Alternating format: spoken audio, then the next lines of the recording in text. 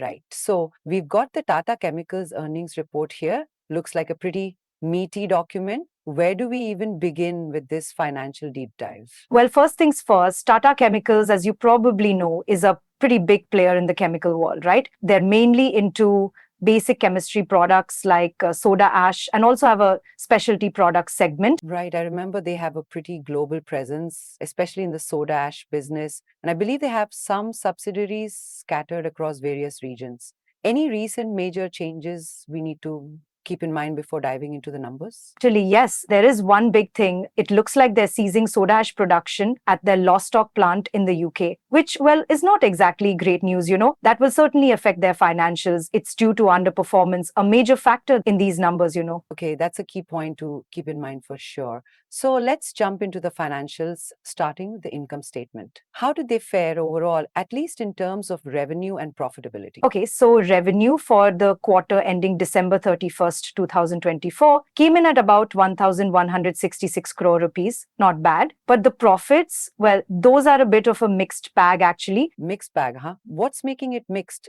Are there any of those one-time, like oops events messing with the bottom line? Yes, there are a couple actually. There's an exceptional item related to discontinued operations, again due to a change in subsidy rates, which is a positive. But then there's the whole Lostock plant closure that resulted in an expense, and that drags things down a fair bit. Ah, that's right, the plant closure cost. So it is a mixed bag, some positives, some negatives. That definitely complicates the picture. What about the earnings per share or EPS? So their basic and diluted EPS for the quarter, considering both continuing and discontinued operations, comes in at 2.83 rupees. Now, if you compare to the same period last year, where it was 4.51 rupees, that shows a big drop. Okay, that drop in EPS does raise some eyebrows, doesn't it? Did they declare any dividends at all? Because, a company's dividend policy is usually a huge sign for investors. Well, there's no mention of any dividend declarations in this report,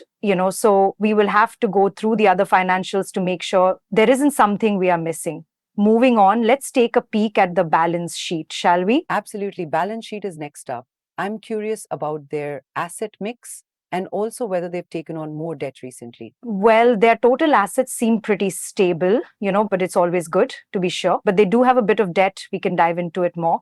But nothing screams alarm bells here. That's somewhat comforting at least. What about the cash flow situation? Are they actually generating enough to cover their obligations and potential expansion plans? Their cash flow from operations is positive, which is good, but they also have cash outflows for investments and financing.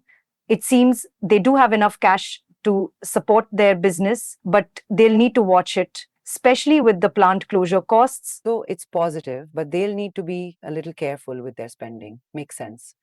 What about segment performance? Do the different divisions contribute differently in this scenario? Yes, the basic chemistry products segment still accounts for a bigger slice of the revenue pie. The specialty products segment contributes too, but it's smaller. They seem to be focusing heavily on those core chemistry products for the moment. All right. And I guess the plant closure will mostly affect the basic chemistry segment then, right? Makes sense.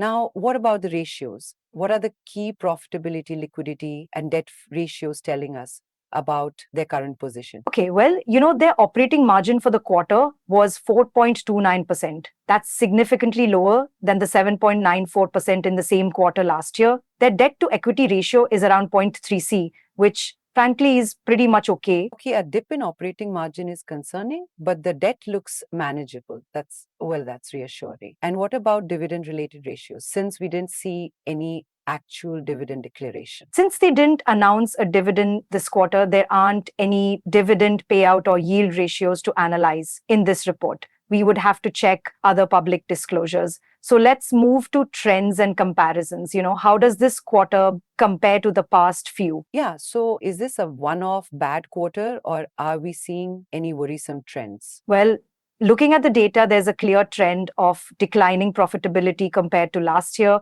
Their revenue is down slightly and the margins are also compressed. So yeah, there is a worrisome trend here. That does sound a bit worrying.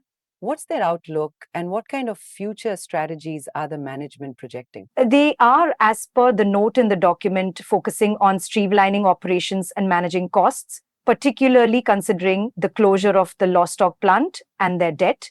But there is no specific forward guidance on the document. Right. Makes sense given the current circumstances. It's like adapting a recipe when you're missing some key ingredients, you have to adjust, you know? Exactly. It is all about adjusting to the new normal. It seems they are trying to navigate these headwinds, and actually, disclaimer, we advise investors to check with certified experts before taking any investment decisions. Right. That is actually a crucial disclaimer. Always important to remember that, well, this is for informational purposes.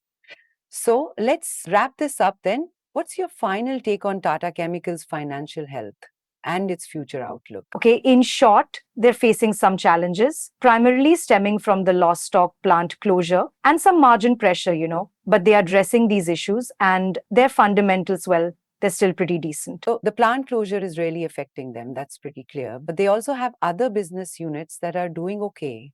It's not like the company is about to go under. Right, exactly. They seem to have the cash to navigate these, and if they execute their cost cutting strategy well, they could see a rebound. But the market conditions will be the deciding factor in how well they'll perform. Okay, so a bit of a mixed outlook, potential for recovery, but also some risks. What I am curious about is whether that plant closure will affect their future dividend payouts, That is something to think about. Considering the company has not declared any dividends, they might actually announce some during the next reporting cycle. Yeah, investors should definitely keep an eye on that. And also other strategic announcements, especially on the whole restructuring angle that they are going with. Exactly. That is very important. This earnings report shows, well, that they need to be very careful with how they plan their next actions. Okay, well, that was quite the deep dive into Tata Chemicals. Thanks for the insights. I think I learned a lot from this. Anytime. It was my pleasure, and I hope our audience did as well. And by the way, if you liked this analysis, feel free to like, share, and subscribe to our YouTube channel to see more of our content. Yeah, definitely. And what is everyone out there thinking of Tata Chemicals strategy? Do you think it'll work out in the end? Let us know in the comments below. Absolutely. That's a great question. I am also really interested in what our audience is thinking.